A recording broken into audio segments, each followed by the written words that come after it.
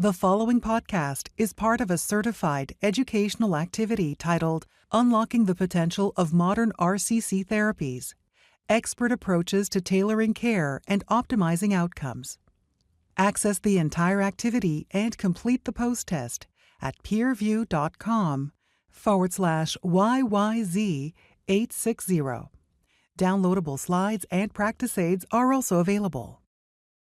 Gosh, thank you so much for being here. I'm glad to see a relatively packed room with so many different places that you could be tonight here at ASCO GU. I'm thrilled that you've joined us here to discuss kidney cancer. One of the things we always promise at these PeerView programs is we're going to get right to the core issues. I always love doing these because we really, we don't throw any softballs here. These are all going to be really tough questions for all of our panelists here. And certainly if you in the audience have any questions or comments, we have opportunities for you to jump in as well. We have an awesome group. Two of my very dear friends are with me here on stage tonight. Dr. Cristina Suarez, who's from Valdebrand, came all the way from Spain to do this program with us. Thank you for that, Cristina. Thank you very much. And the amazing Pedro Barada, who I've known for years, over a decade, maybe even closer to 2 decades now. Although Pedro, I've known since his training at the Cleveland Clinic, and he's actually gone on to faculty positions at Tulane and is now returned to Cleveland to Case Western, where he's running just a phenomenal kidney cancer program. So we have a couple of goals today. I would say that the number one goal is to really contextualize all of the data that you're going to see coming out at this meeting, and there's quite a bit of it in the field of kidney cancer. Beyond that, we really want to see if we can help you come up with individualized treatment plans for your patients. We'll do that through a variety of case scenarios. And then finally, adverse events. I think that's going to be a big component of what we talk about tonight as well. Just a quick word on the KCA, since they've played such an integral role in putting this program together. They've been around for more than 30 years. I've been to their meetings for, again, probably upwards of 20 years at this point in time. And they do phenomenal work. They provide patient education support on an individual patient level. I'll put up a little bit later some of the clinical trial finders that they have, which are amazing tools for patients in the clinic. And advocacy. They do a wonderful job making sure that we have the funding that we need to propagate kidney cancer research. So with that, I'll jump into my portion of the talk. I actually probably have one of the more exciting bits of the evening, getting to talk about adjuvant and perioperative therapy, but we're going to launch right into discussion here. I think we all know the need for good perioperative strategies. Those of you in the audience that treat breast cancer and bladder cancer know that these paradigms have been in place for a long time now, but there's certainly a need for us to replicate this in the context of kidney cancer. So what have we done in kidney cancer? These sessions were actually a little challenging, I would say, 5 or 6 years ago, because the only agents that we had at our disposal were TKIs in this context. And we've had a number of studies. The only study that was, I would say, marginally positive was the S-TRACK study, which led to the FDA approval of sunitinib. I don't know, Pedro, are you using much adjuvant sunitinib in your practice? Not anymore. I forgot the last time I considered it, to be honest. So yeah, it's been close to a decade, many years. Yeah. How about you, Cristina? Never. Yeah. It's one of those things. It's there. It's at our disposal. We always discuss it with patients, but despite, the evidence for it, we rarely use it in clinical practice. What's really sort of supplanted it is this trial, Keynote 564. I think this will be well known to many of our members in the audience. So this was a study that randomized patients to receive pembrolizumab or placebo with high-risk renal cell carcinoma. I always like to very quickly review the eligibility criteria: T2 grade 4, T3 any grade, and essentially beyond, including your resected metastatic patients. And this study indeed was positive for disease-free survival, positive for overall survival. It's really hard to argue with overall survival data in the adjuvant setting. But really not to be outdone, there was data from the Rampart study that was presented, and this was just at ESMO last year.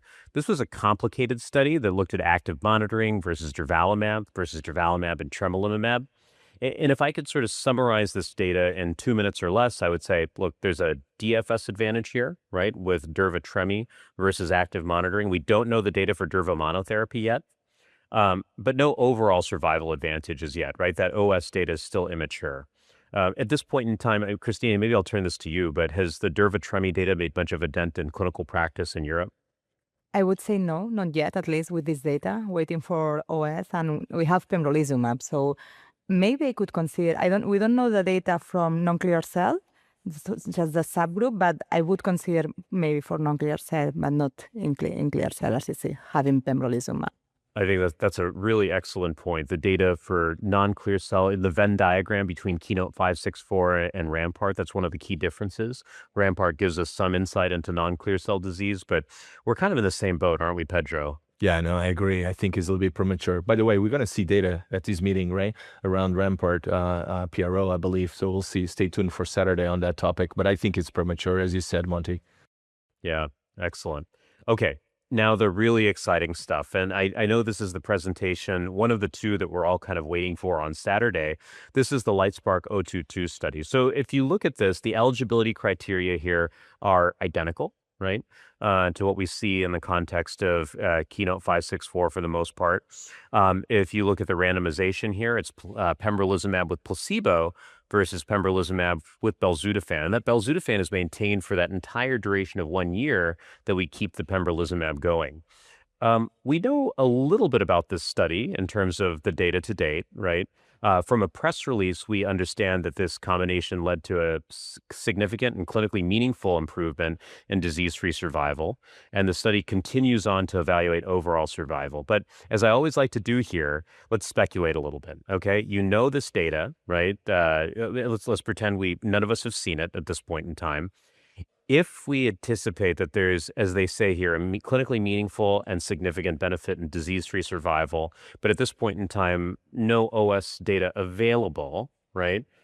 Is this going to immediately go into your practice, Pedro? What do you think? Yeah. So philosophically, we always think, I think the more we know we're not helping patients, the more niche we tend to be. So keeping in mind that we're probably over-treating about half of the patients in this setting. We're going from not half of them or half of the people we see in practice don't actually need any adjuvant, yet we are offering adjuvant IO, trying to cover the other 50%. So we go from half that don't need anything to actually going on treatment intensification with a HIF-2 alpha and pembro. So I would argue that assuming the delta will not be measured in years, which I don't think is expected. I think probably the delta we'll see will be measured in months, which is statistically, if you do some napkin calculations, just look at the stats around the trial. Without OS at this point, I think we're, at best OS will be mature, maybe trending in the right direction, but there's not enough events that we would anticipate, right? I don't think I'm going to be offering for most of my patients on Monday, right? I think it's relevant to keep that in mind. There is a little bit of, on other trials, a little bit of data on IO with HIF-2 alpha combo, no VEGF in the metastatic setting. And you always like to think, are we anticipating what we would do in the advanced setting?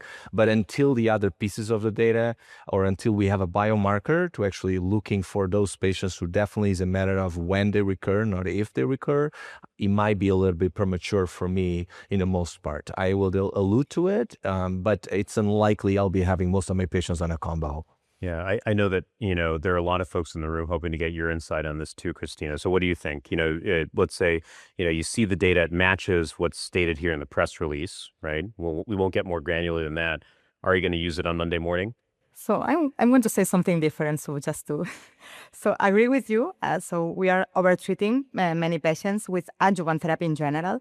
But one thing is, obviously it depends on the magnitude of the benefit in DFS, but also depends on the adverse event profile. So if belzutifan is not adding too much adverse events, I could consider, and especially because I think belzutifan and the HIF-2 alpha inhibitors made more sense at the beginning of the disease, where HIF is really the driver of the disease.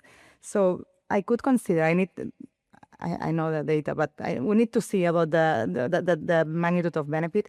And in the end, we used pembrolizumab with no OS at the beginning. So I don't know. I could consider in some patients. I think those are very valid points. I'll just quickly share my perspective. In case anyone's interested, but what I would suggest is that, in a setting like this, I would probably have the discussion with most patients. But in my mind, I think that it's probably going to be the more motivated patient, perhaps the younger patient, the patient with more aggressive disease characteristics, who's probably going to bite and want to pursue this, just given the AE profile. As much as I believe in adjuvant pembrolizumab in and of itself, it can be a very long and challenging conversation with the patient in clinic, especially when you spell out to the nomograms that suggest that, the chances of recurrence are moderate at best. Yeah. Okay, so this really lends itself to discussions around something that I think is, worth us talking about, which is what happens to studies in this space, right? So we have the data for Pembro plus minus belzutifan. We know from the press release that it's positive. We've made the assumptions that we did in the last slide that it was truly clinically meaningful. What happens to this study, Strike? So this is actually, in my mind, a very important trial. It looks at pembrolizumab plus or minus a short course of therapy with tivozanib. When I say short, it's 6 months, so take that with a grain of salt. But the eligibility criteria here are, again, very similar to the previous study. Pedro, what are your thoughts here? This is a study that we're actively enrolling to. Should we be shutting it down in the face of 022? Right. So we have the same. So we have been offering this to a lot of patients. So as you know, Monty, this study is enrolling extremely well, right? And so from the moment, if you go back to the adjuvant Pembro-Bel data, from the moment when it's presented, and you will need some degree of maturity to go to the regulatory agency and get it approved, and after approval, getting available. So there's a delay there, and at best, that delay will be months. We don't know how long it will take us, assumingly that's going to be approved, right? So I would guess by the time it gets available as the new standard of care or as one of the standard of care approaches, this study will be close to be done. It's a large study. It's looking for over 1,000 patients, if I'm not mistaken, on the Strike. But at the pace of enrollment, it has been extremely fast. There's not a lot of competition out there. So I think at that point, you certainly will have half of the trial enrolled, if not 2/3 of the trial enrolled. And so the question that you get at the end, are you going to amend the study, having the conversation statistically about the standard of care, the control group, right? Which I think is your question. Do we keep Pembro monotherapy, or are we going to allow the addition of Bel in addition to Pembro in the control group? So I think you make a valid point, which is that it may in fact be a moot point. By the time this actually hits our clinics, maybe the study will be done. But what if it's not? What if we actually have a landscape where you could offer Pembro-Bel? What does that mean for this trial? So, I think you raise an important point, which I didn't bring, which has to do with the toxicity. To me, it's not the same to give therapies to patients with or without cancer. They have the tolerability to handle adverse events is different, right? And there's certainly a learning curve from belzutifan that I think providers out there need to learn. I'm not sure the setting for them to learn is actually this space in the absence of disease, where the threshold to come off therapy is much lower, if you will. So I do think that conversation and the equipoise, it will be something I will think will require significant conversations to consider amending the protocol, not for a third arm, but it obviously would be to add Bel to Pembro, in my opinion. So I don't think it's a done deal that if it becomes available, automatically the next day we'll see an amendment to change the control to Pembro-Bel instead of Pembro. Yeah, I tend to agree with you. And, a couple of other points too, I think it's meritorious to see whether or not maybe the 6-month interval gives you a similar extent of benefit as perhaps this more extended duration of belzutifan. In my hands, I think tivozanib has been a very well-tolerated drug, fairly easy to manage the AE profile of it in clinic. And, it may actually confer some advantage to patients to actually receive this sort of shorter stint of therapy. And there's one more point, Monty, sorry, which has to do with the safety.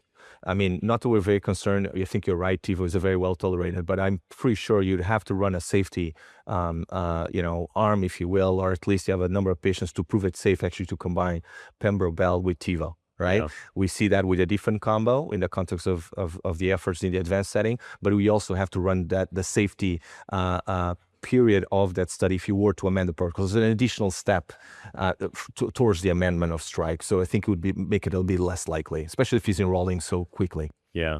Maybe I'll get a European perspective on the same issue. Again, let's assume this trial Strike, was happening in Europe and so forth. Would the LEN-Bel data immediately sort of bring it to a close, or could we still accrue to a study like this? So the good thing in this case in Europe is we are so late every time, but by the time we have that combination, it will be close the trial. But yeah, I think it's something we should consider and we should discuss with the patients, especially if it's really available and they know they have another option. So yeah. Yeah. I definitely, I definitely think that this is a great, sort of statement to, folks in the room who are involved in research and so forth. I still think there's an opportunity to do Pembro-based trials. We're certainly doing a number of ISTs at our institution that have sort of that Pembro, control arm plus or minus. I think if we see an OS benefit with this regimen, that might change things a little bit. But, beyond that, I think it's reasonable to keep those studies going. Um, Very good. Well, this has been a good discussion so far. So, just important to keep in mind the goals, in the adjuvant setting. We want to prevent disease recurrence. We want to, however, sort of counterbalance that, as you mentioned, Pedro, and as you've already alluded to, Christina, the concerns around toxicity. There's the financial piece of this, which we haven't discussed so far, which I think is so critical. And of course, these toxicities are a difficult one to balance. When we think, for instance, about, belzutifan in this context, I think many of these, elements might potentially apply. The rates of significant toxicity is relatively low, but there are severe toxicities, the hypoxia, et cetera, that you need to sort of factor into the equation. OS is something that certainly was favorable in the context of pembrolizumab. I guess we need to wait for that data in the context of belzutifan. Okay, great. So we're doing really well with time here. So what I'm going to suggest is that we have a little discussion around this hypothetical case. Christina, I'll ask you about this patient. This individual here has a 13-centimeter right-sided renal mass, pretty obvious there, right? And the patient undergoes right-sided radical nephrectomy. Let's assume no distant metastases. And this patient has grade 3 clear cell renal cell carcinoma. It's ultimately staged as T3A. And you do see that there's some rhabdoid and focal sarcomatoid differentiation. So in this case, let's just break it down. What would you pick for this patient in terms of adjuvant therapy? Pembrolizumab for sure. So, yeah. Let's assume that you have pembrolizumab and belzutifan available. Would you offer that to this individual? Probably yes, because as you mentioned, this is a kind of patient. He's 60-year-old and he has rhabdoid features, so it's a high risk patient. So I think it's the one of the kind of patient I would go for the highest or the most combination of drugs. So yeah, that makes sense. And Pedro, how about you, bud? Well, we haven't seen the data, right? It's not public. So, so I think I probably would offer him a study. We do have strike, so it's probably would be my preference. I think we all agree. We probably would lean towards offering systemic therapy, right? So for me, probably would be strike as a default plan at our institution on Monday. Yeah, interesting. This is certainly a patient where I'd really sort of push them to strongly consider pembrolizumab.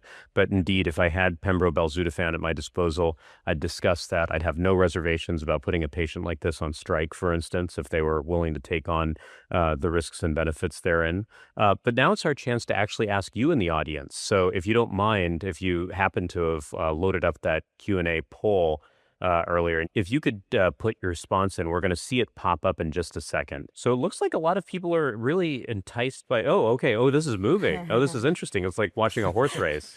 Okay. A lot of people enticed by lenvatinib and, pembrolizumab and belzutifan, some suggesting pembrolizumab in this context, some suggesting a clinical trial. Some even surveillance in this context. That's an interesting option, and several not sure. So, hopefully we've, done some good distillation of the data here to at least help in this sort of toss-up. Okay, excellent. So before I jump to Dr. Barada's excellent talk, I just wanted to highlight a couple of the resources that the Kidney Cancer Association has to provide. So there's peer-led meetings. I think this is a really outstanding resource. And there's separate meetings, I'll point out, for caregivers and for patients. I think this is really important. There's these huge elements of caregiver fatigue and burden that, families of our patients contend with from day to day. It's great for them to have that forum. But of course, there's some patient-specific concerns as well that I'm sure they want to dwell on. So please visit the Kidney Cancer Association website for some more detail around that. And with that, it's my pleasure to introduce Dr. Pedro Barada, who I actually am proud to say is now an endowed chair at Case Western. It's really awesome. And he directs geomedical oncology research there with an illustrious team of other investigators. Pedro? Thank you, Monty. I appreciate that. Thank you all. We have a busy room, a full house, which is amazing. Talk about kidney cancer, and since you highlight the endowment chair, just to say, actually, is one of my patients with advanced kidney cancer, and he benefited from access to novel therapies, including a HIF2 alpha. So since we're talking about that tonight, it's pertinent to highlight that. So I'm going to fly through this of what we already know and kind of maybe stop a little bit more on the new things that we'll discuss tonight. So we know where we came from, right? You know, we're many of us were around in the context of old immunotherapy, cytokines. Remember the high dose IL-2, interferon. Then we moved towards the development of different target therapies, bevacizumab first, sorafenib, and then all the TKIs first, second, third generation. And then we're talking about combination strategies, what makes sense. We talk about sequencing a lot, and we brought novel mechanisms of action, and we see how that all pans out. So when we look at the front line, and I'll spend a little bit of time here in the frontline space, you know, the idea was to move forward checkpoint inhibition, and we did that with dual IO, and then we did IO with different combinations. Not all TKIs were good to combine with. Some were not as good for safety concerns as well. And we end up getting 4 that made it to the practice, and that's basically what we use: Ipi-Nivo, ACPE, Cabo-Nivo, LEN-CABO. So I'll focus on those 4. All of them have been we've seen through the years, and the first was actually in 2017, Ipi-Nivo with the Checkmate 214. Here's the data 9 years later, right? Nizar, I believe, and Bob Moser presented these data, is published as well. You can see consistent data throughout in regards to clinical outcomes. In this case, you're looking at overall survival for a positive, irrespective of the groups you're considering. We know that's also true for the 426 keynote, ACPE. This was the first IO-TKI to read out by Brian Rini at the time, 2019, I believe. That's where we saw this data the first time. And then different longer follow-up. We are around 5 years or so above that. You see, delta there for tumor control measured by progression-free survival and then overall survival. We've been seeing robust activity there as time passes. And it's also true with the clear data. LEN-CABO and Cabo-Nivo were the most recent studies to read out first. So therefore, you always, they'll be behind in terms of the median follow-up. We've seen these data, over time. Here we're showing you data for 50 months of follow-up. If you pay attention, is very close to the median overall survival in this patient population, right? Which we're basically getting close to around 4.5 years for median OS there. Very remarkable PFS, touching the 2-year mark for the combination of LEN-CABO at the dose of 20 milligrams of LENF, along with standard pembro, and finally 9ER, Checkmate 9ER, Cabo-Nivo, and also data there for 68 months. Follow-up data. Again, PFS and OS, you basically see a delta of around 40-ish% risk reduction for tumor control, PFS, and then around 20 to 25% or so for risk reduction for overall survival. And you'll see the medians again touching that 4-year mark, if you will, the high 40s to close to 50 months. So that's where we are, right? And if you think back, if we were back 10 years ago, those numbers were less than half, right? So we made strikes for these patients. That's not enough, no question, but there's definitely a benefit of considering combination strategies up front. So with that said, just a reminder, at this meeting, we'll have an update by Dr. Suarez, Cristina Suarez. So it's again, the importance of achieving a response. And we do know that. We know that IO-TKI provides perhaps high response rates. And we do know that the depth of response matters in the long-term outcomes. We've seen that in the past, and this is an updated analysis. Patients who achieve a very deep PR, so tumor shrinkage, like say 80%, 90%, or even CRs, right, where tumor disappears in the scans that we normally do, achieve the longest outcomes, right? So response matters from that perspective, if you will. So stay tuned. Please stop by, the presentation by Dr. Suarez. This is actually a small effort we put together, at our center, asking the question, well, is this concept of tailor the curve, dual IO versus IO-TKI? So at that time, we have data available at 4 years for all the combos, and what we basically saw This was kind of fancy statistics. I'm not a statistician myself, but I can tell you basic what we're seeing here is that at 4 years, we basically see a solid, robust PFS advantage from IO-TKI compared to IO-IO. However, that doesn't translate into a difference in overall survival. In other words, at 4 years, taking that as a landmark evaluation, we don't see a difference whether you're thinking of good risk, whether you're thinking of intermediate or poor risk. So from that perspective, I would argue pick your favorite IO-based approach. We can debate the merits and the drawbacks from one versus the others, but the importance is we need to be comfortable with them. Pick one, you probably have your favorite, and use it well.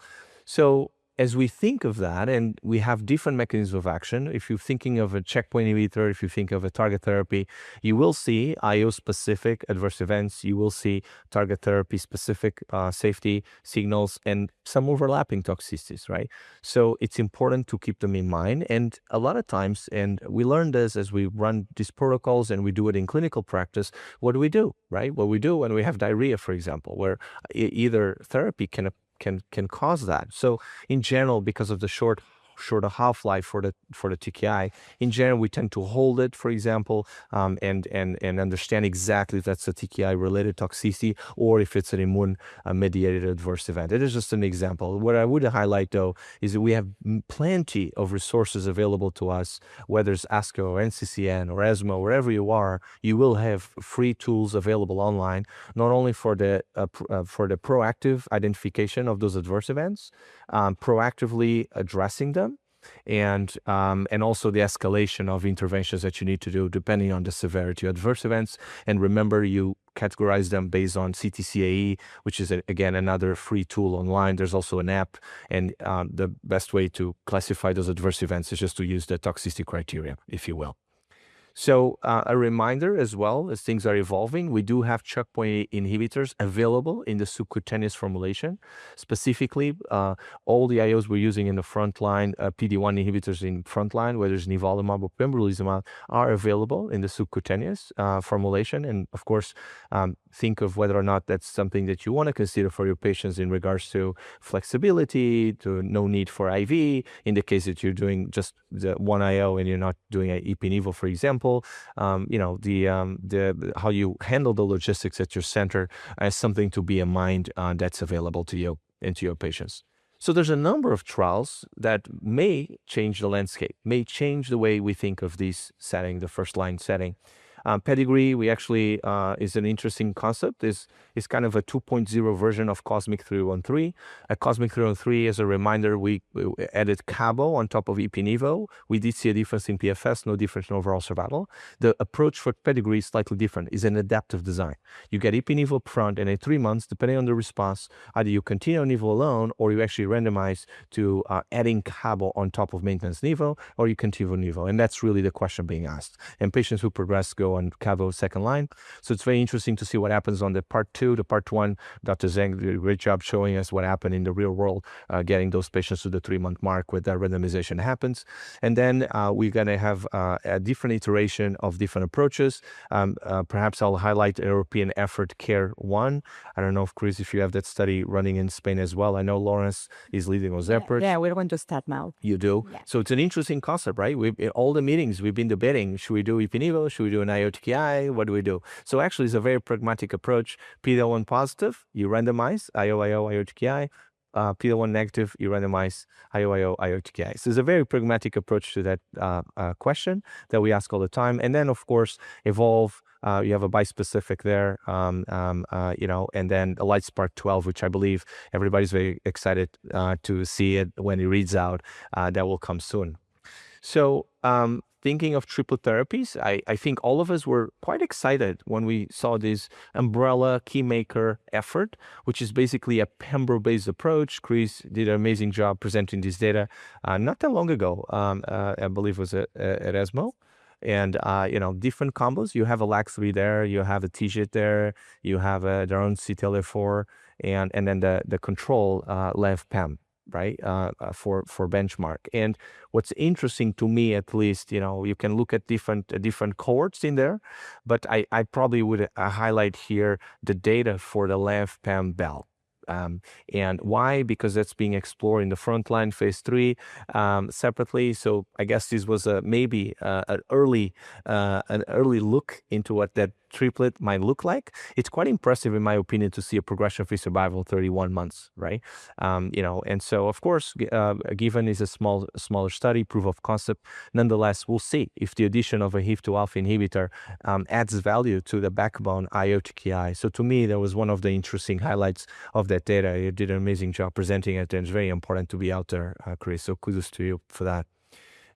So here's the basic what we're waiting. LightSpark 12, as you can see, kind of asks two different questions there. You have the control as LEN-PEM, and then, as I said, you have their own CTLA-4 Pembro there with LENF, so a triplet, and then the other triplet that I just alluded to with LEN-PEM belzutifan. So the study has completed enrollment. We'll see what happens when it reads out. And now I guess the second part, I'm just going to show you what I think it's very exciting and coming, and it was going to occupy a lot of our conversations in the near future. So first, let's start with, I think it's one of the most exciting TKIs on the horizon. It's called zanzalintinib. Dr. Paul and Dr. Suarez, Monty, and Chris help with the development of this compound. It's a pan-target therapy. And it has some advantages, including the fact that it targets VEGFR2, MET, AXL, MER, but also has a shorter half-life. So it gives you the ability to play with that as you offer it in terms of handling toxicity as you offer these to patients. Now, we do know this data. We have data for monotherapy. We have data for combination therapy.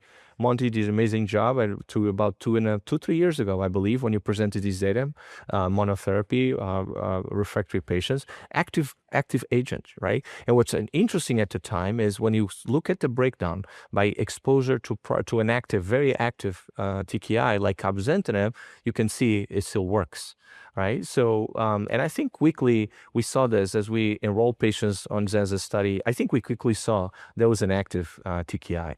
So we saw the data, as you can see here, as monotherapy. At the time, there were clear cell patients. This is what you're showing. Also, non-clear cell enrolled at the time. So you actually, Monty, you were able to generate data also in non-clear cell. I'll get to that point in a second. And then there was this Stellar-2 effort put together, multi-cohort study, different settings. Actually, Stellar-2 has non-clear kidney cancer cohorts as well, like urothelial and prostate. We end up enrolling for those as well. But here, focusing on kidney cancer, you had a frontline, a refractory setting, clear cell, as well as a non-clear cell. So a lot of good questions put up here. And on top of asking the question around Zanza, you also bringing therapies that at the time could be deserve the merit of being explored. And I'm thinking of relatitinib, for example, LEN-CABO inhibitor. So you see there combination of Zanza with nivolumab, combination of Zanza with ipi-nivo, combination of Zanza with nivorela, and that's true in the different cohorts, frontline, refractory setting, non-clear cell. So we've seen this data. Our friend Dr. Jahoud from Moffitt presented this data not that long ago, last year, and we basically looking at the data for the frontline cohort with PD-1 Nivo or with Nivo and Rela, the LAG-3. And I would say that perhaps for me at least the most exciting part of the data was actually the combination Zanza-Nivo cohort there, around 40 patients or so. You can see over 60% response rate, very high control rate there, and and also promising, in my opinion, promising PFS and duration of response. So, so I think this ultimately confirmed the activity signal, and it led to an effort put together in a non-clear cell arena. It's called Stellar 304. So this is one of the first randomized phase 3 trial taking different histologies, papillary, classified, unclassified, and translocation RCC subtypes, randomizing to standard of care sunitinib or the combination of Zanza-Nivo. This study has completed accrual. It was a close to 300 patient trial, 2-to-1 randomization, and we are waiting to see what happens with these results. And if positive, I believe it will change practice in regards to the TKI that remains as of today, the standard of care based based on the prospective data. Monty helped develop that trial with PEPMED as CABO established as a very active TKI as well. So we currently use TKIs, and so I believe this data is truly relevant if the trial is positive. So stay tuned to see what happens here. So the other approach that I think you might find is home is a biomarker-based approach, right? We've been struggling to actually find biomarkers of success. This one is a gene expression signature. So you go after RNA, you send it out, you are able to sequence and get a kind of a cluster analysis back. So you have these signatures. These data, these signature evaluation is actually based on another trial called Emotion 150 and 151, and that's published. And you basically find different clusters, and you find the angiogenic signature, and you find inflammatory signature. And basically, this study has an pragmatic approach. Brian Rini is the PI. I know City of Hope collaborating in Zephyr. We collaborate in Zephyr as well. And basically, patients or tumors with angiogenic signature receive cabo-nivo. Patients with an inflammatory signature are receiving ipi-nivo. And at ESMO, we saw the results with the cabo-nivo angiogenic cohort, which is quite interesting to me. Proof of concept, responses over 75% and 0 PDs as best response. So in other words, you are squeezing your IO TKI in the tumors that are destined to do better. One aspect that I think is also relevant, it was some discordance between the results in the primary tumor and the metastatic site. So this trial actually move on to take the results or the sequencing data from the metastatic lesions and not from the primary tumor. So there's kind of learning process to me is very important as we move forward, because we understand the complexity that is. So with that said, I think they prove it to be feasible. A multi-site study, and we're going to wait for the results on the ipi-nivo, which, you know, I would imagine, I would expect good results as proof of concept. So, but this to me challenges the concept of, can we go beyond the clinical factors, the lab factors, and perhaps using genomic alterations to help us decide how to treat. Finally, I have to touch on microbiome. I think we've seen an emergence of this topic, how the impact of the gut microbiome means for patients receiving immunotherapy-based strategies. So this slide probably elegantly summarizes some of the proposed ways by which changing the microbiome or the gut microbiome impacts activity of immunotherapy. Of course, we all seen data with antibiotics, with steroids, with PPIs, etc., right? With fecal transplantation. So today I'm not going to talk about fecal transplantation, but I will talk about a live bacterial product that Monty Paul and colleagues at City of Hope did an amazing job leading those efforts, basically showing us as proof of concept that whether you bring ipi-nivo as backbone and you offer Clostridium butyricum, so impacting gut microbiome that way, or if you do it with cabo-nivo, you basically enhance the signal, you enhance the activity of the IO-based approach in those patients. There are similar designs, 2-to-1, about 30 patients in each one of the studies. You end up running a third study, doing an escalation of the dose of Clostridium butyricum, offering to patients, right? And so that data is really, really critical and pivotal and really provocative, right? Because it's actually, it led us to put together, under the mentorship of Monty and Ulka, out of SWOG NCI mechanism. I'm happy to share with you all that this phase 3 trial is approved, is going to launch very soon, probably in 2 months, and the idea is to prove whether or not the addition of CBM588, meaning Clostridium butyricum at the dose found by Dr. Monty Paul's study, really enhances the activity compared to backbone or to the control IO-based approach. And as you can see, a progression-free survival is the endpoint for this trial. It's around a 700-patient trial, so it's the approved iteration of this trial. So we'll see what happens. If it's positive, of course, I think the implications for the field go way beyond kidney cancer, right? We can imagine all tumors where we're using immune checkpoint inhibitors as part of our management of the disease can be potentially impacted by that. So we're really excited about the fact that we're basically taking these out of the ground and get it going with it. And with that, that's all I have. Stopping. For now, I'll give it back to you, Monty. That was so perfectly timed, right on time. Excellent job, Pedro. Thank you for that. Thanks. Okay, so I promised some hard questions. Okay, so we're going to get right to it. We're going to start maybe with a more straightforward scenario. Let's say this is a patient in your practice, 68 years old, with aggressive disease, multiple hepatic metastases. This is something we've talked about in yesteryear, so I'm not going to get too knee deep in this conversation. But what do you think, Christina? IO-IO or IO-TKI for this patient? It's a difficult question.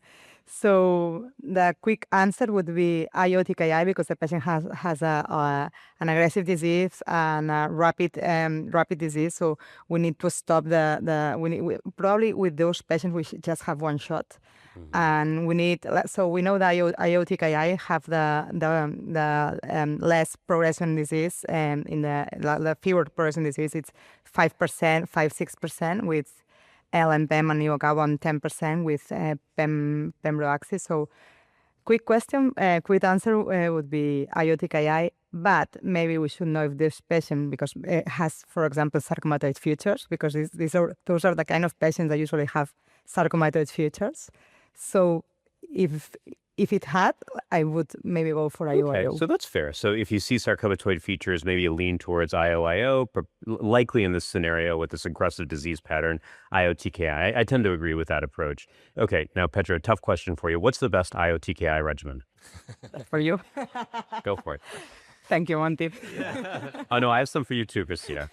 So obviously, there's a reason why we've been debating this topic every single meeting on kidney cancer. So I don't think I have the answer. I think activity of the IO-TKI is dose dependent, as well as the safety. So the higher dose of TKI I'll use, the higher chances of success measured by response rate, perhaps even PFS. The lower dose you go, the more tolerability you're going to get, but likely a little bit less. You're gonna pay a little bit on the activity. I think they're more alike than different, and I think some of the dose changes might explain some of the differences that we see. And so the bottom line is, I'm not convinced there's one combo better than the others. I think using it well is probably where we see a difference. If I use a combo very well, and I know exactly how to escalate or titrate the dose of the TKI down, or allow the patient to be on the exposure to the best tolerated, especially on the TKI, because we don't do that on the IO component. I think that's where we see the delta of the benefit between what we do when you're very, very comfortable versus when you do this once a year. You're not as comfortable. You don't use this combination as always, because in most tumors we don't use an IO-TKI. So I do think the familiarity with a combo plays the major role here. To answer your question. So you didn't really give me an answer, but I will accept that. I'll totally accept that. That's fine. I'll make a pitch. I tend to use Cabo-Nivo in this setting. I think between the regimens, I think that, with Len-Pembro, my observation is that very few people in the community practice surrounding me are actually getting the 20 milligrams up front, paired with pembrolizumab. They're usually starting at, sort of a suboptimal dose. With Cabo, I think that 40 milligram dosing in the upfront setting makes all the difference in the world and makes the regimen a lot more tolerable. So that sort of tends to be my go-to. But well said. I mean, I think that, when you find a regimen that you're comfortable with, it's reasonable to go to it. Okay, Christina, I promised you a hard question. Okay. So patient comes into your practice. This isn't the hard question. This is the lead up to it. Okay. Let's say a patient gets adjuvant pembrolizumab, okay, for localized high-risk disease, and within about 9 months or so progresses on treatment. What would you offer them in that context? 9 months is a tricky question. Yeah. So 9 months into therapy, they're still on treatment and they progress in 9 months. And during pembrolizumab. Yeah. Then I would go for a TKI. Which one? Probably cabozantinib. Cabozantinib. Okay. Yeah. Okay. So that was my softball question for you. What if that patient progresses on the combination of belzutifan and pembrolizumab? We might see that in the near future. So a patient gets on pembrolizumab and belzutifan, progresses at the 9-month mark. What are you going to offer that patient? Cabozantinib. Still cabozantinib. Okay, very good. I don't have anything like, you don't have data about pembrolizumab. You will not have data about after pembrolizumab belzutifan, so choose a good TKI and use it well. So that wasn't the hard question either. The hard question is this one. So the patient... I'm scared now. So the patient gets pembrolizumab and belzutifan. Okay. They progress. They go on to cabozantinib. They progress on that after another 9 months or so. Where do you resequence belzutifan in the lineage, or do you use it at all in that setting? Oof. What's going to happen? I can reply whatever because we don't have data for this.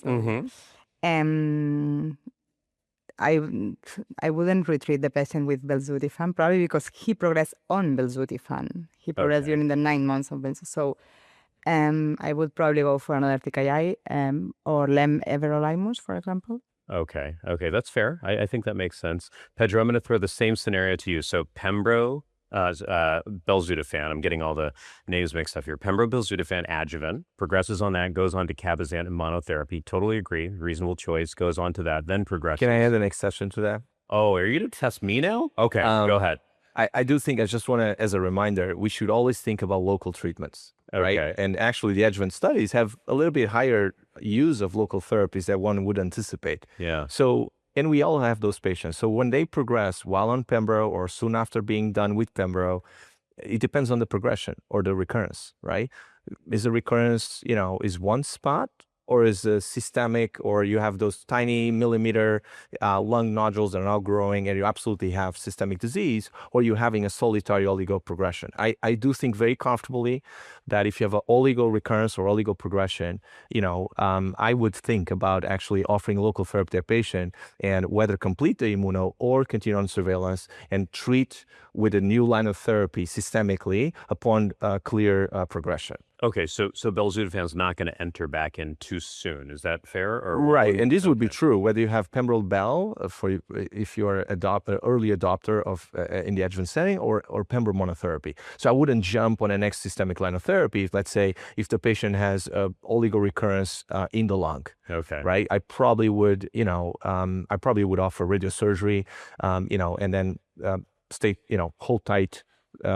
Check him with regular scans. I wouldn't necessarily offer him a new line of therapy for oligo recurrence. Okay. That would be my only fair caveat to that. Yeah, okay, very good. Okay, so this patient who you see on the screen over here, let's forget about the adjuvant scenario for a second, comes in with metastatic aggressive disease in the liver, right? And in this scenario, the patient comes and sees me. We don't really hit it off, so they fly to Spain and see you, Christina, and you recheck the pathology. And it's not clear cell, it's actually papillary. What would you offer that patient as frontline therapy? So then I would go for NIVO-CABO or LEN-PEM. NIVO-CABO or LEN-PEM. What about you? Yeah, I would do the same. Definitely CABO-NIVO, LEN-PEM. I'm a little more comfortable with CABO-NIVO, so that would be my preference, but absolutely one of the two. Okay, that makes sense. Makes sense. Now let's change this up a little bit. Let's say the patient doesn't feel comfortable with you, Christina. I don't know why, but let's say they fly to Cleveland. I'm adorable. I think so too. So let's say the patient flies to Cleveland and sees you, and in fact, you revise the pathology again, and it's chromophobe kidney cancer. Right. What are you going to treat with there? So this is metastatic aggressive chromophobe RCC. Yeah. So that stuff.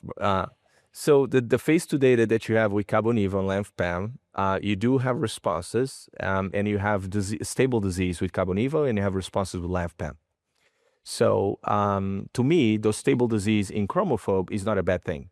So I would probably still offer IO-TKI, and I would do genetics on the patient, find out if he has PTEN, etc. But that's a separate conversation because there might be a role for an mTOR inhibitor in there.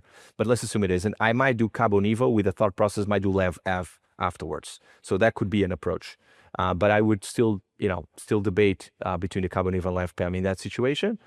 In some cases where you might see, a PTEN, etc., I have done LEV-F as well for chromophobe. Interesting. Okay, that's a good point. I think that's an important subtlety because it brings up this concept of doing genomic profiling in all of our patients with metastatic non-clear cell kidney cancer. And if I may make another point, because you ask about this patient, I think most of us would agree, this first shot of a goal might be the last one, right? If we're not successful, so probably most of us will do an IO-TKI. This would be a patient where we probably would not send out the tissue for gene expression signature on the OPTIC trial because we don't have the luxury of waiting 3-4 weeks to get those results to then decide if it's an inflammatory signature and do ipi-nivo.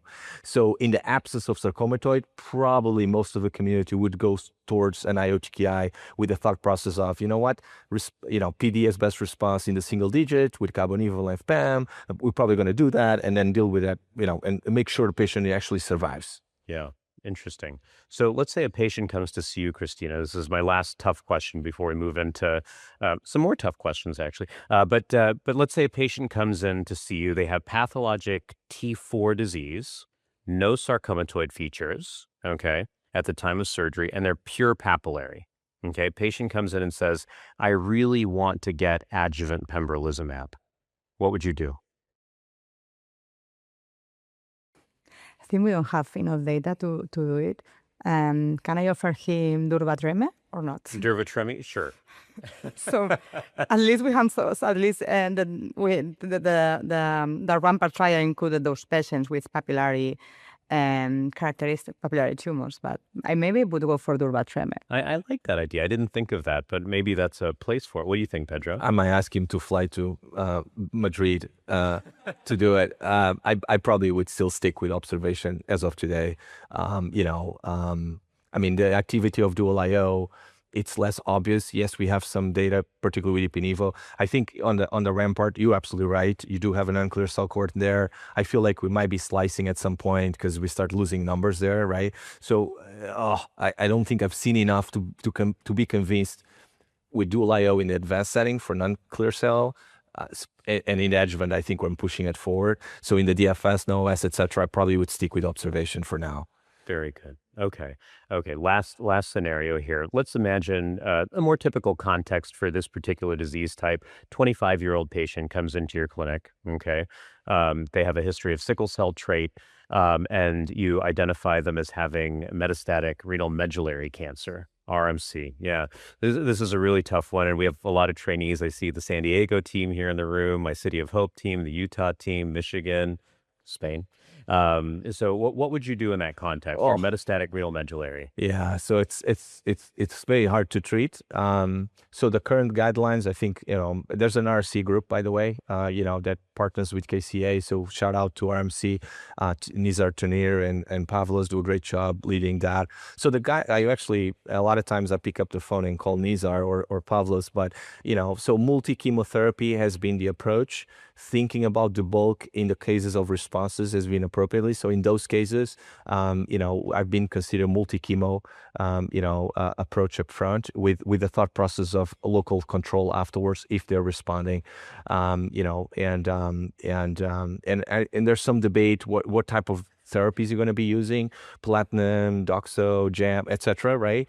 And I tend to use a little bit the strategy of Anderson, but some variants at times, but it's extremely rare, and I would just advocate. I'm not aware of a trial as of today, but sometimes some groups, Monty might at some point, or Anderson might, and those are the cases I think would absolutely, if there's a clinical trial available, I would absolutely recommend that over any other option. Well said. I think the one important teaching point around renal medullary cancer is that it's one of those cancer types where you actually really want to actively avoid IO. That's one of the things that Pavlos has taught me, is that it can really sort of accelerate the disease, cause this sort of hyperprogression, if you will. There's a recent publication on that point, Monty. Yeah, exactly. I'd like to just give another quick note on the KCA. There's lots of educational events that the group hosts. They're all listed at the website. Really easy to find. Lots of frequently asked questions videos, and these are actually really helpful tools for those of you in clinical practice who, really want to give more in-depth explanations to patients. And the educational materials are bar none some of the best that I've seen. So I would definitely refer you to those. And with that, it's my pleasure to introduce Dr. Suarez, MD, PhD. She's the head of the genitourinary CNS sarcoma. I didn't realize this, AYA and Cancers of Unknown Primary Site Unit, all of that, huh? Wow. Okay. That might be a new development. Well, welcome, and thank you for doing this. Thank you very much, Tom, Monty, and thank you very much for the invitation. It's a pleasure being here. So yeah, we are going to talk about sequence now. So when patients progress to first line, there are many factors to take into account. One of the biological factors, so what was the first line, what was the treatment used in first line, was an IO-IO, was an IO-TKI, how deep and durable was the response with this first line, and how rapid was the progression. Obviously, we need to take into account patient factors, so what is the patient's age and the performance status? Is the patient symptomatic or not? Did the patient experience a significant toxicity with the previous treatment? How did he manage this toxicity?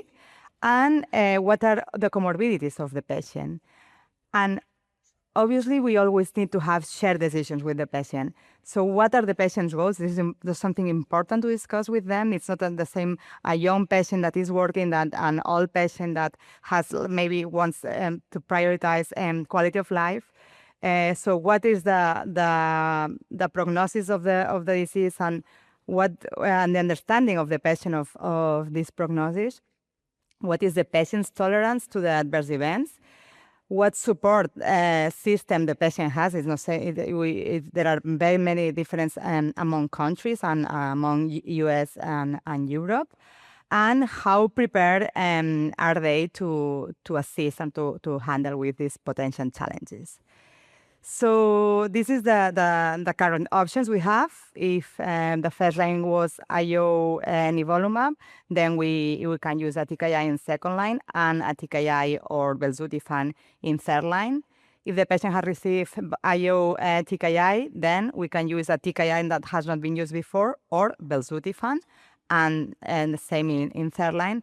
And if the patient has received just VEGF TKI, then we can go for IO or for TKI.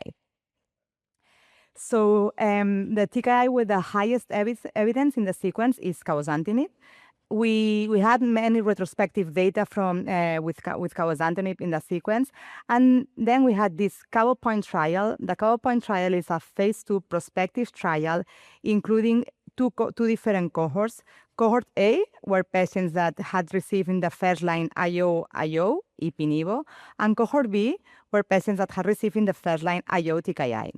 And the primary endpoint was the overall response rate in the cohort A, in the IO cohort. So as you can see, patients with cabozantinib after nivo-ipi had an overall response rate of 42%, but a disease control rate of almost 90%. Similar data in cohort B, just 10% of the patients showing progression disease. So it looks like a very good second line. So recently at last ESMO, the LEN-CABO trial was presented. This is a phase 2 trial comparing lenvatinib, everolimus versus cabozantinib in the second line. So lenvatinib, everolimus with 40 patients in each arm demonstrated a higher progression PFS and a higher overall response rate, 52% versus 38%, but also a higher toxicity. So the question comes and would be, maybe we can discuss this later, will this combination change practice from a standard of care of cabozantinib with this trial with 80 patients? Something we could discuss. And we also had tivozanib, and this is an old study, the TIVO3 trial, tivozanib versus sorafenib. This trial was conducted in the TKI era, although some patients, less than 20% of patients, had received previous immunotherapy. So the trial demonstrated a benefit in PFS for cabozantinib, with a trend in benefit for OS. Tivozanib also demonstrated better tolerability, demonstrated fewer all-grade and grade 3 treatment-related adverse events, and fewer dose reduction. So cabozantinib is a TKI that can be also used in the sequence, and we need to remember we have this option. So we are going to see, I think maybe Monty can explain better than me, because it's a word from his institution, but you can see this abstract on Saturday about real world with tivozanib. Almost 130 patients included, and when they showed is that disease control rate higher than 80%, and median OS higher than 13 months. So similar results to those observed in the phase 3 trial. But it has been mentioned before, we have now a new, it's not so new now, mechanism of action, and it's the HIF-2 alpha inhibitors. We know the HIF pathway is central to the pathophysiology of clear cell RCC, and belzutifan is the first-in-class oral HIF-2 alpha inhibitor. So as you all know, the LIGHTSPAR 005 trial included patients that had already received IO and TKI. Patients had received 3 lines or less of prior treatments, and were randomized to belzutifan or everolimus. The dual primary endpoints were PFS and OS, and it demonstrated a benefit in progression-free survival with no benefit in overall survival. Overall response rate was also higher with belzutifan, 23% versus 3.5%. And I think, and what this is something very important from this trial, duration of response was much higher in the belzutifan arm, almost 20 months. And we can see a plateau in the course of patients receiving belzutifan. Also, belzutifan demonstrated fewer adverse events. Fewer patients discontinued belzutifan versus everolimus, and median duration of therapy was higher or was longer with belzutifan. Patient-reported outcomes indicated better disease-specific symptoms and quality of life with belzutifan compared to everolimus. Most frequent adverse events, anemia and hypoxia with belzutifan. So what about, we have been talking about TKI, we have been talking about HIF-2 alpha inhibitors, so what about if we combine these two different strategies? So we already have some data about combination of belzutifan plus lenvatinib. This is a Keymaker U03B trial. It's a multi-arm trial with different combinations, and the belzutifan lenvatinib combination showed an overall response rate of 50% with a median OS of higher than 36 months. So it looks like a very promising combination. And this combination has been explored in the LIGHTSPAR 011 trial. In the LIGHTSPAR 011 trial, patients that had received immunotherapy, and both in the metastatic setting or in the neoadjuvant or adjuvant setting, were randomized to belzutifan plus lenvatinib versus cabozantinib. The primary endpoints were progression-free survival and OS.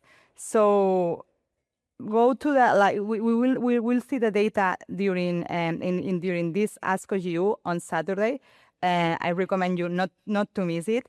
But we know from a press release that there is a benefit statistically significant and clinically meaningful benefit improvement in progression-free survival and in overall response rate, and a trend for overall survival. So we will see the results presented by Robert Motzer on Saturday.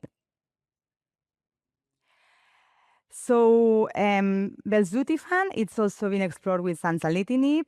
Pedro explained that zanzalintinib it looks like a great TKI.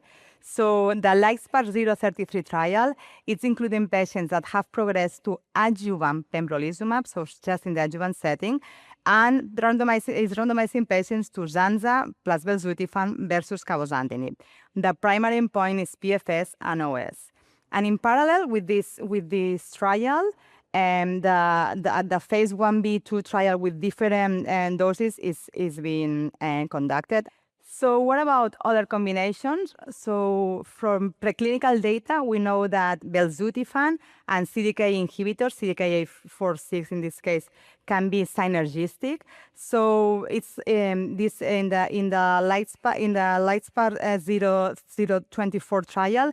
This combination has been explored with belzutifan plus palbociclib in pretreated patients, and what the conclusion is that the combination is manageable. So we will see also rapid oral presentation from David McDermott on Saturday. So lots of data for RCC during this ASCO.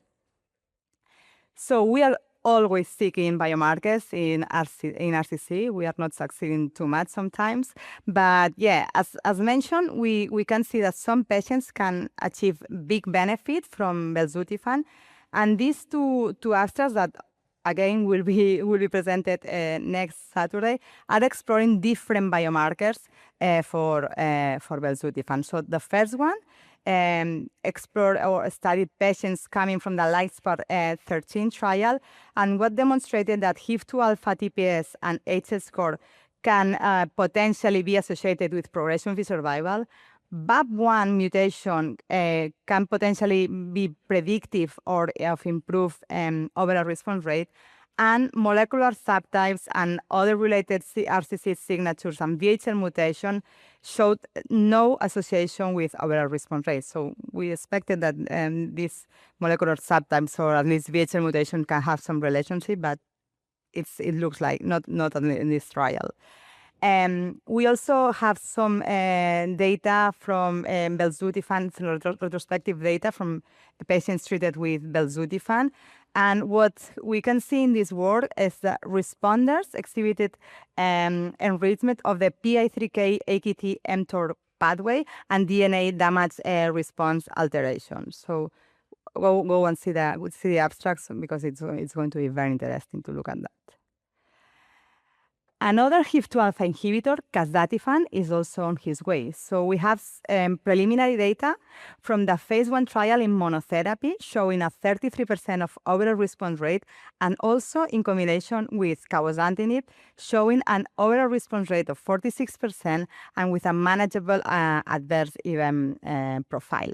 So casdatifan, it's also been explored in combination with cabozantinib in patients pretreated with immunotherapy. Both, in this case, it can be adjuvant setting or metastatic setting, and patients have been randomized 2-1 to casdatifan, cabozantinib versus placebo cabozantinib. The primary endpoint is PFS. And some efforts have been done, and we have some data about biomarkers with casdatifan, and which is interesting that this work showed that deep serum EPO reduction was observed was associated with higher response rates. So I think, Monty, you can discuss the case of Jose. Awesome. And you finished up well ahead of time, so I have lots of time for tough questions now. Perfect. All right. Thank you, Cristina. That was an excellent talk. Sorry, Pedro. Okay. So, and we actually have a ton of audience questions as well. So we certainly have, I think, plenty of time to address that too. Okay. So we're going to first consider a patient who progresses on dual IO. Okay, patient progresses on nivo-ipi. What would you typically offer in that setting, Cristina?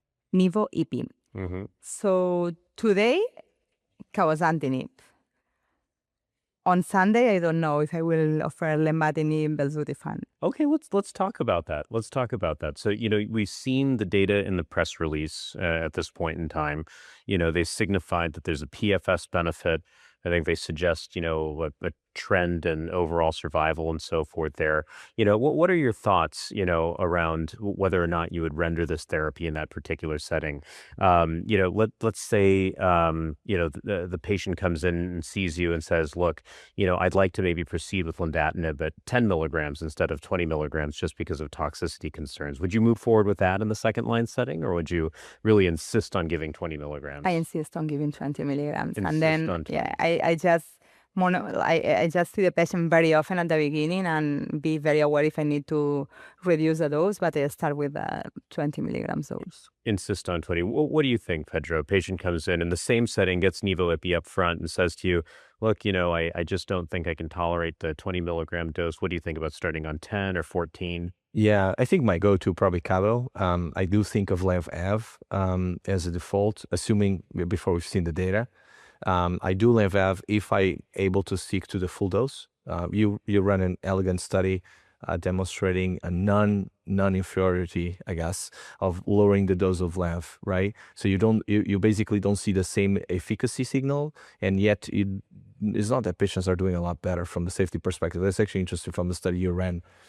So if I think a patient cannot tolerate or having a conversation, CABO default plan, LENV-F for the feet that are looking for response, etc.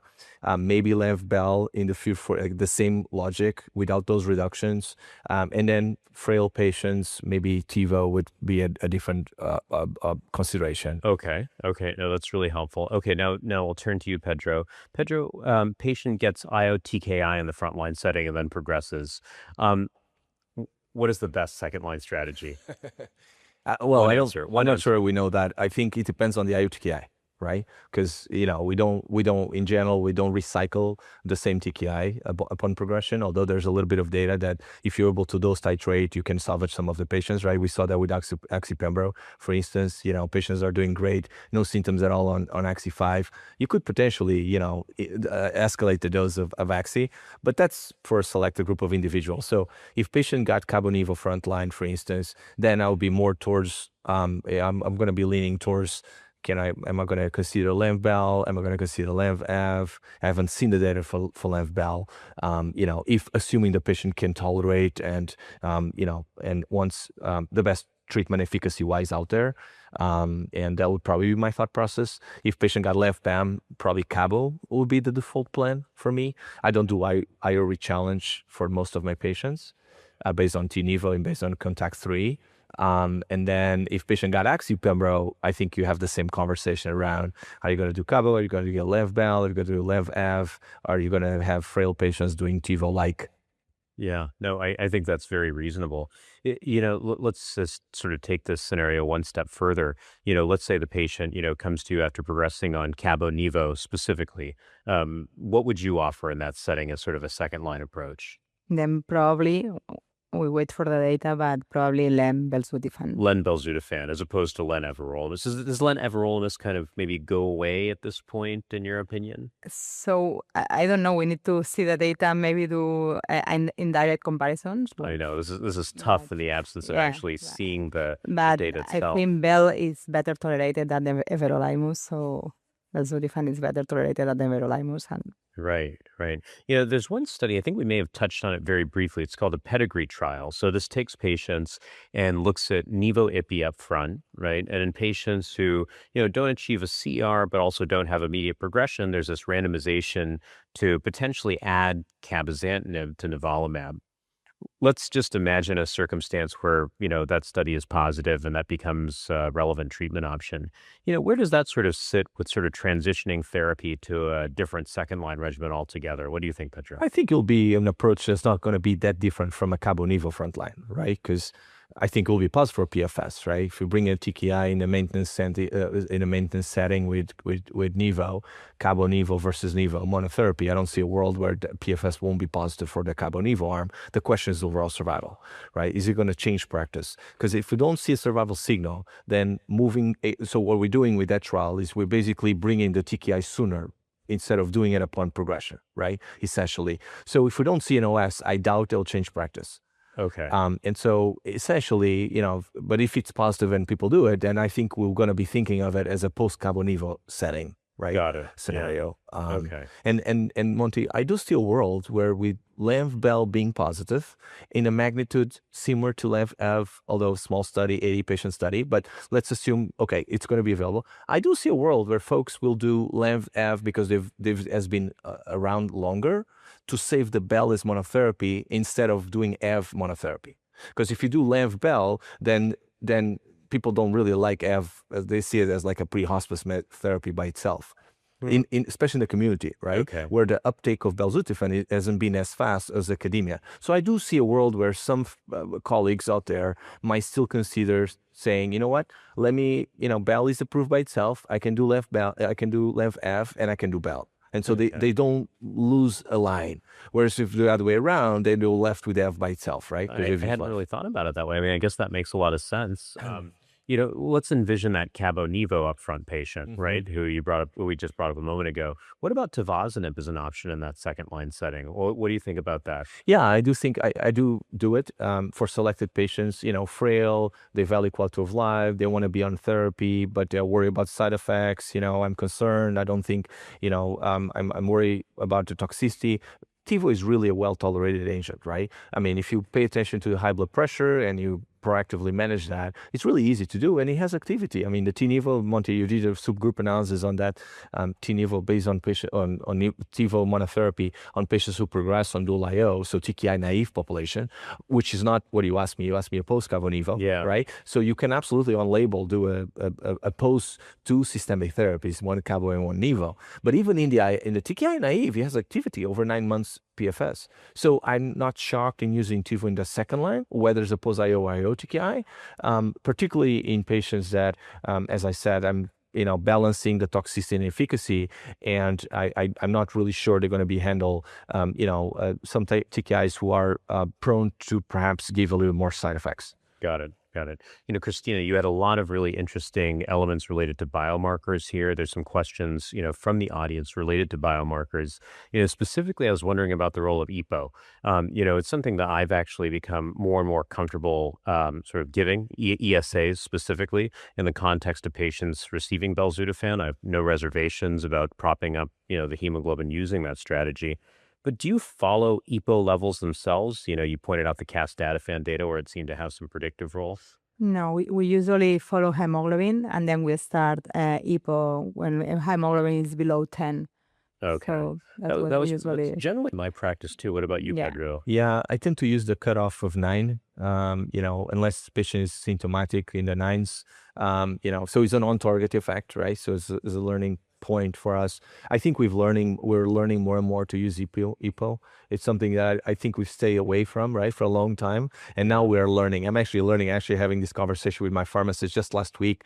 We were basically saying we need to put up a cheat sheet for all of us to kind of come up with our own guidelines, how to do it, because that actually, it's funny, because if you look at the trials, right, there's a learning curve, including for investigators, where in the beginning, people were dropping the dose of the HIF-2 alpha, whether it's Bell or others. And then as time went by, people are more comfortable using more EPOs as a consequence, not dropping the dose or discontinue the therapy. So it's an interesting observation. I agree. I'm glad you brought that up. And I do think we're all learning how to use EPO in the context of HIF-2 alpha inhibition. The one thing I often kick myself about is not checking iron levels more often. And that's something, my pharmacy team has gotten me in the mode of doing now whenever I'm prescribing belzutifan. So are you guys doing the same, checking, iron saturation, iron levels, et cetera? As part of our protocol, yes.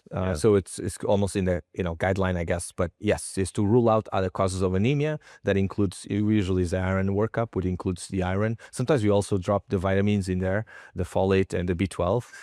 But you were right, Monty. Like it's something that in the beginning I had to be reminded a few times to do it. And I'm better now. Do you use iron with the EPO? I'm sorry? Do you use iron with the EPO? Well, if you have an iron deficiency, then we'll fix it. Yeah, indeed. A lot of great questions coming through. This is a really important one. So we've talked a lot about the LIGHTSPARK-11 data with respect to what we know already, with the caveat that none of us have really seen the data in its full form at this point. What toxicities are you going to be looking out for in that trial? Are you going to look at that toxicity table and say, okay, it's the amalgam of all grade 3, 4 toxicity between the two arms that's relevant?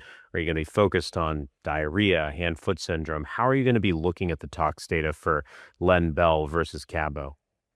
It's a tough question. Pedro, maybe I'll throw it to you first. Thank you. Sure. Yeah, it's hard to say. I mean, they are combinable, right? We know that, right? So, I don't think we're going to find very surprising toxicity. I do expect to see the combo be more toxic than CABO. I do.